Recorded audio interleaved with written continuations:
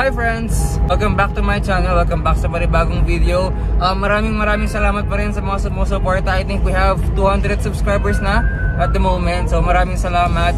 So ang agenda natin ngayon is a car review. Actually, itong theme or concept niya is bago sa akin. Wala pa akong masyadong idea. So hayaan na natin si Brody mag-explain po ng kotse niya. So yun, abangan nyo lang guys yung mga susunod na car reviews natin. No? So maraming salamat sa mga sumusuporta ulit.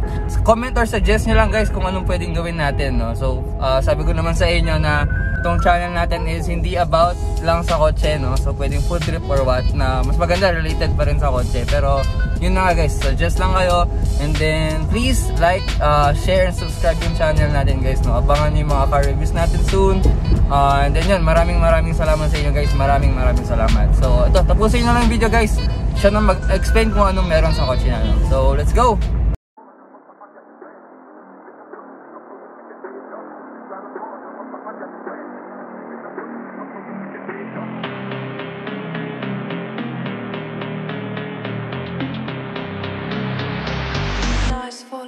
Nice falling.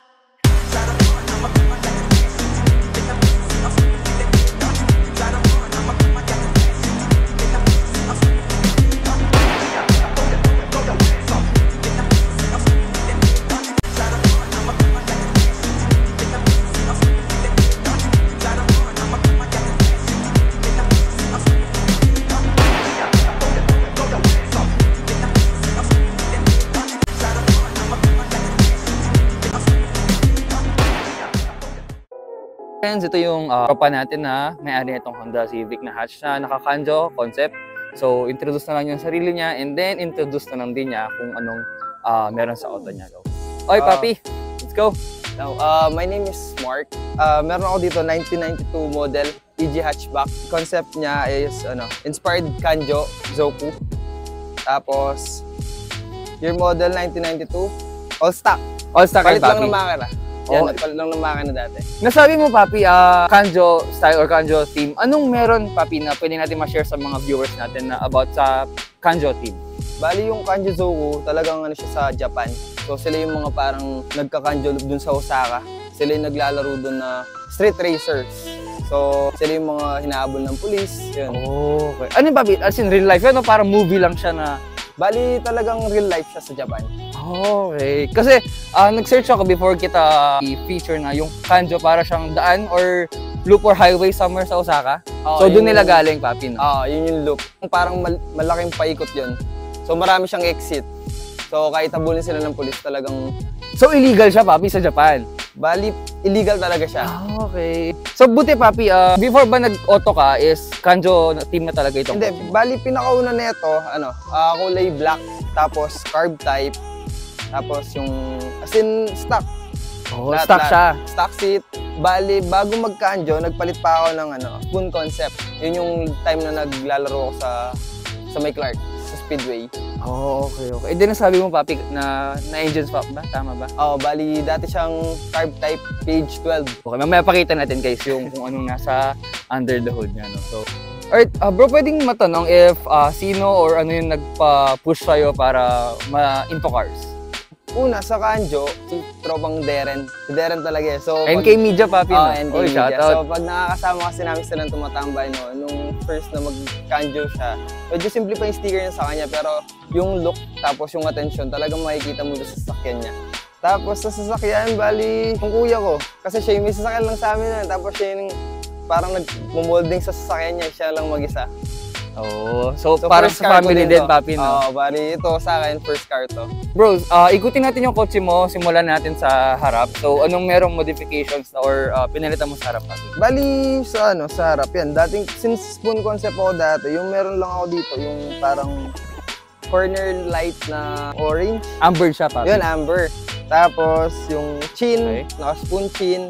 So, ngayon, pinalitan natin ng, pero na-order ko yan kaya, so, House of Custom. Oh. Tapos, palit ako ng paint, then yung sticker. May kulang pa talaga yung sa sticker niya eh.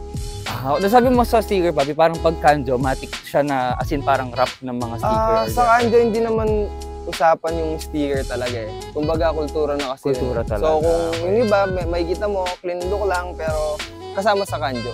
Oh, I see. Kala ko pag kanjo, matik, ganyan yung mga dekas. Ay, hindi naman. Kumbaga, may inspired kasi kami na, ako, may nakita ko sa, sa TikTok, sa IG, tapos kami nila Darren, tinignan namin anong babagay dito. Since yellow, una namin tinignan yung isang yellow, kaso yun yung jar, which is maganda din tignan. Tapos ito yung bagong labas na nakita namin sa TikTok, yung Dereza. Anong ibig sabihin niya, Papi? Alam mo ba, or meaning ng Dereza, if ever? Parang Dereza tsaka Dunlop, yung brand lang ata ng gulong. Okay, gets. Sa Japan din, no, Papi? Oo, meron. Pero yung nakikita ko parang Thailand nata siya yung nakita ko sa TikTok, parang nasa Thailand sila eh.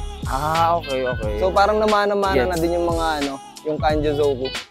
I see. And then, ito, Papi, sa like sa mga headlights mo and all, stock pa ba yan or napalitan na din? Bali, napalitan na, pero depo lang. And then, itong sana, Papi, sa windshield na parang may matte black na decal. Ito, yan, sticker lang yan, sticker. Oh. Ano yan ba? May nire-represent ba yan or? May bala kasi akong lagay na pa dito eh, na sulat. Pero ngayon, ganyan na muna siya. So, parang ipapatcha mo siya ng parang lettering. ganito lang din yan. Okay, May sulat siya dito. Alright, dito sa side profile, Papi, anong meron modifications or pinalitan mo na? Palit side skirt, yung OEM, yung stock lang na side skirt. Tapos, pinalitan ko ng side skirt kay Drag Access. So, ginaya ko si Darren. Meron din siya yung white atay sa akin. Kasi sa akin sobrang baba eh. Kasi sa akin kasi hindi ko kaya. Lakas loob ni Papi Darren, no, Papi? Mahirapan ako makauwi, bahay din ako makauwi. Tapos mags. Ano yung mags natin, Papi? Bali, tire specs and all. Ako. Yan, Arrow 1 na gulong. Tapos grid 2 na TE37. Yung kasi, yung lug nuts, di ako makabili-bili. Bibili pa lang, Papi, no? Bibili pa lang. Pag saan pumunta ako mabalakat, punta ako dun eh. Ayun, Papi. Ano pa sa side? Ayan, ito lang, yung sticker niya na kasama doon. Yung iba kasi may sulat pa talaga siya dito. Yung mga so incomplete pa talaga. May mga kulang pa. Tapos dito, pwedeng number, kumbaga. Yung kay Darren, alam ko may number. May number yun sa kanya. Papi, pansin ko yung side mirror mo. Ito, bali, di na siya stock, no? Okay. Yung spoon. Bali, yung pinakauna, nung nakuha ko yung stock yan, medyo nagsisi ako eh. Meron na kasi akong stock na retract. Kaya wala retractable, tama ba? Okay. Kasi hindi ko pa alam yung mga, syempre, beginner ka eh. So, hindi, parang mag-explore ka ng mga gusto mong makita, yung mga gusto mong gayahin. So, ginaya ko yung spoon na side mirror. Tapos, binenta ko yung stock ko. Ngayon, naghahanap ako ng stock. Ang mahal. Yan sa retract. Hindi mo na na-buyback, Papi. Wala na eh.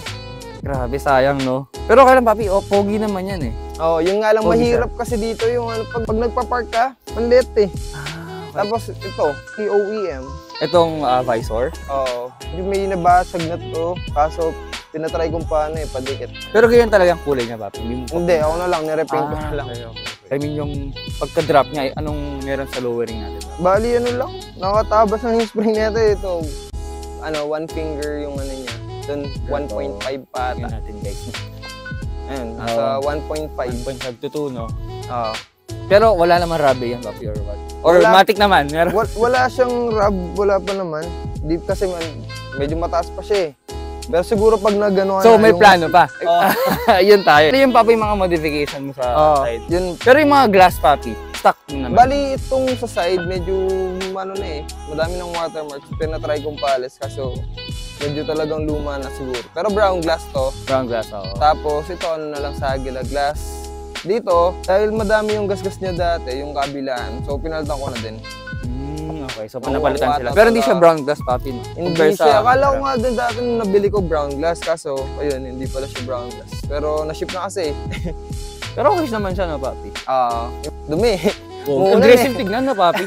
Aggressive tignan. Partida, guys, madumi pa daw yan, sabi ni Papi. Madumi pa daw yan. So, anong dito, Papi? Tanong ko lang, na-curious ako, anong balak mo lagay na number dyan?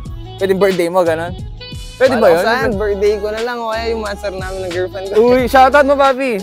Shoutout kay Jasmine. Nasa bahay siya, galing trabaho. Sayang, hindi siya nakasama dito. So, pero wala naman re-represent sa kanjo pag kahit na number? Wala naman, as far as I know dun sa mga pinapanood ko. Okay. So, baling sa side na, Papi. Wala tayo sa likod nito. Let's go! Alright bro, dito sa likod, anong meron? Explain natin if anong modification, like itong clears or what? So, bali una, yung bumper, pinigyan ko ng bumper. Kasi dati, nung naglalaro ko, meron ako kasi tabas eh. Tabas bumper siya, tapos may skid holes. Skid holes, okay. So, inalis ko na yun. Bumili ako kay Salas. Tapos pati kasama na ng bumili na ako ng taillight sa kanya. Clear tails, no? Pogi. Iba talaga ang clears mo, papi. Oo. Tapos, sa susunod na pag may budget, pinayos ko kasi yung papel ng sasakyan eh. So, wing papi, no? Wing. Bali to, spoon wing. Hindi mo siya uwi yan, spoon na. Ano lang, fiber na. Okay. Floor natin, meron tayong straight pipe.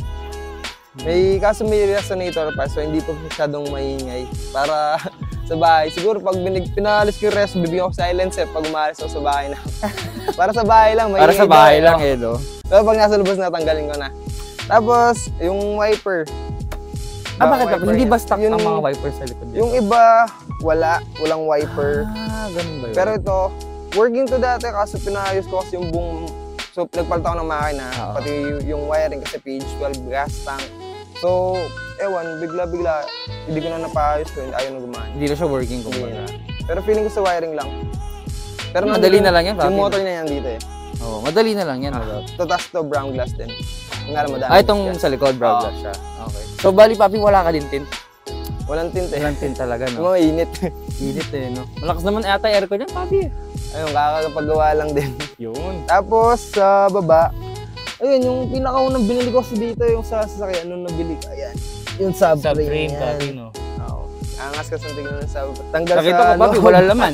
Wala laman, guys, oh. Mamaya pag pupunta tayo sa interior ng papi, makita natin. Wala laman, no? Yun. So, yun sa likod, papi, no? And then dito sa gilid, same lang sa kabila. Okay. Papi, pwede natin ma-check yung hood. Under the hood, pop the hood. Let's go. So, nasabi ni Papi, naglalaro. Check natin, guys, yung under the hood. Uy. Ano to, Papi? Anong engine? Ayan. D15. Tapos, PO8. Pero yung box. So, yung box na... yung box lang. Bali, P2G yata yung box na nakalagay. Hindi ko matandaan eh. Tagal na kasi napalitan. Last year yata. Tapos, nagpalit lang ako ng hydrovac kasi nung last time na pumunta kami Bulacan, umuso yung sasakyan dahil pala yung hydrovac. Parang hindi pumapasok na fluid. Ayun. Okay. Bila umusok, ayun, palit ako ng hydrovac. Napasubo ata. Nag-double din ako para safe na din. Tapos, stock lang yung yung radiator, stock. Yan, tapos para medyo malinis tignan. Malinis. Yung sa engine, Papi. So wala na, Papi, sa engine, gano'n. Wala na, yan, basta straight PO8, basta yung box. Yun lang talaga? Okay. Mamaya, Papi, pwede natin parinig yung tunog natin sa master. Pwede. Let's Pwede go. naman siguro dito. Pero, Papi, bago tayo doon, pwede mo natin ma-check yung interior. If pwede. anong merong... Alam ko, Papi, literal na wala kasi wala upuan. Pero kung anong laman natin, Papi, pwede? Pwede. Go. Alright, guys, pasok tayo sa loob ng kotse ni Papi. Tingnan natin kung anong itsura sa loob, guys, ng mga race car na ganito or Canjolo team na setup. Let's go. Ayan. Ito, Papi. Explain mo, Papi, anong meron sa loob natin. Maliban na wala talaga laman sa loob. Pati ceiling. Oo nga, pati ceiling, no? Di ba init to, Papi? Yun lang, mainit. Pero buti na lang malakas na yung aircon niya eh. Tapos, ayan, sige, Papi, go. Pioneer na head unit.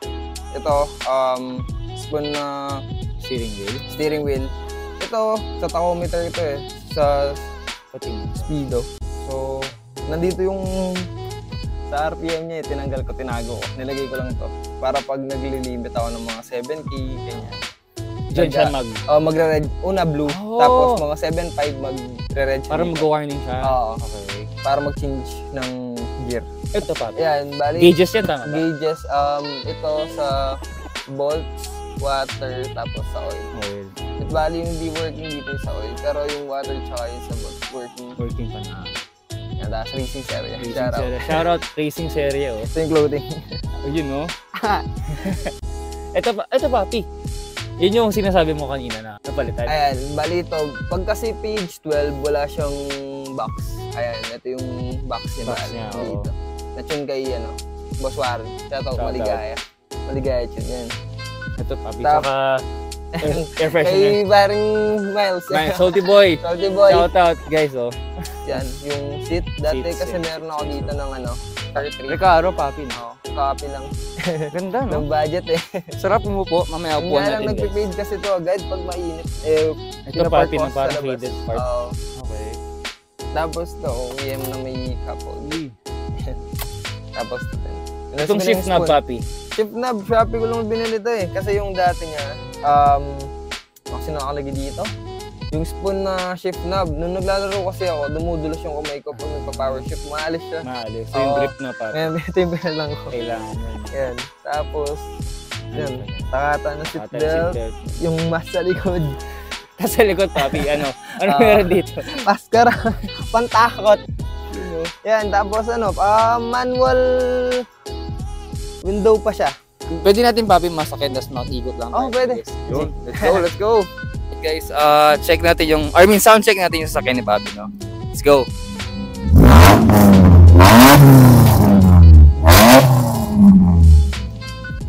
Yan guys, sana narinig niyo yun guys, no? Medyo maingay, baka kasi mabawal tayo dito. So, yun muna guys. So, pasok muna tayo sa sasakyan ni Papi, no? Let's go. Guys, ito yung POV natin, no? Passenger tayo sa mga pangkarerang sasakyan guys. Ayun, wala laman sa likod. So, passenger princess lang. Wala laman. Pero ano papi, no? Hindi siya parang matagtag? Or hindi naman. Stock spring po kasi siguro Sa pag bagay. nagpalit ako ng coil, di ba yan? Or Coilover parang. coilovers yun, parang mas matagtag daw kasi drop na talaga eh. Parang stock pa rin siya, no? So, ito yung mga POV na wala talagang laman, pati ceiling. You know. Tapos guys, yung aircon din niya, malamig. Sana all. Kasi ewan ko if naririnig nyo yung auto ni Papi mamaya rinig natin.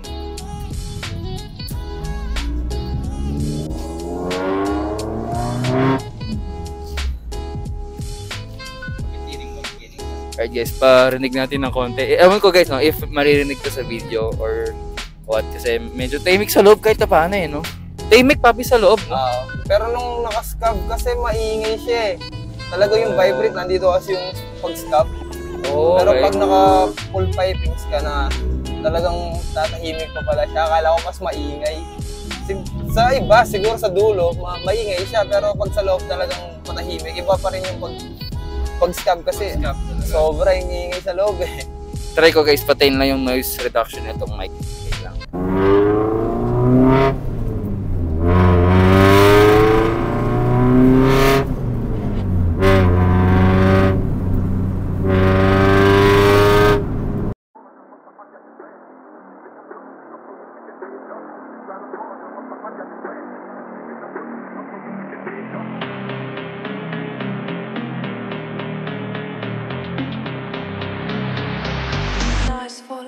Nice falling.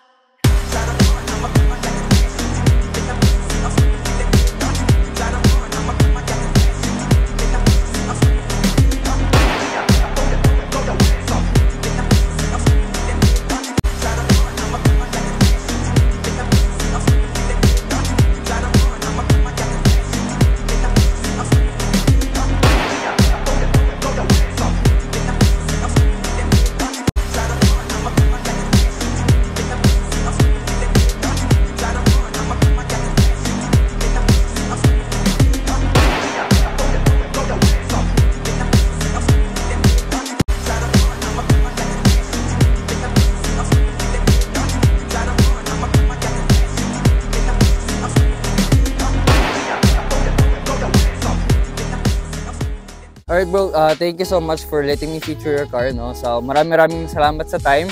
And then hinayaan mo akong i-feature sa akin mo, napaka-solid na auto. If meron kang gusto kong i-shoutout or pasalamatan, go ahead. Shoutout unang-una kay Boss Warren sa pag-tune sa sasakyan.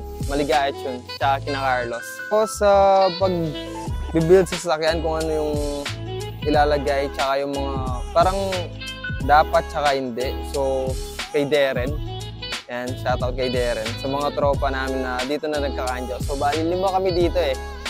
So, tapos nagtatanong din ako sa mga ibang still teammates kasi na-inspired ako sa mga sasakyan nila. Kay Joben, yan, kina Zeus. Sa kanila ako na-inspired kasama si na Darren, yan.